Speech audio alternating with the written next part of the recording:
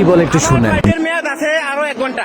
এই তার দ্বারা আমি আসছি, সে আমাকে মানা করে। কি কথা বলবো?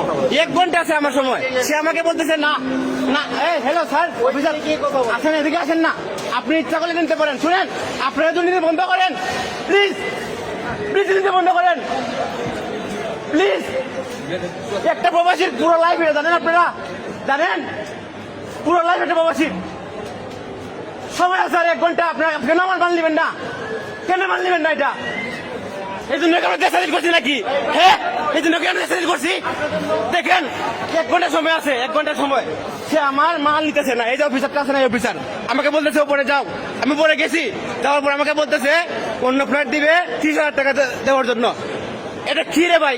এটা কি মোকাবিলা নাকি? এটা হ্যাঁ, এটা মোকাবিলা নাকি? এটা হ্যাঁ, 10 বছর ধরে 10 বছর ধরে আমি দেশে রেমিটেন্স পাঠাই, 10 বছর ধরে। এটা কেমন কোনো মূল্য নাই? হ্যাঁ ভাই, আপনার লোক নেন সরান। কে লুক নিব? কে লুক নিব? আপনি কে? Who are you? এই ম্যান, হু আর ইউ?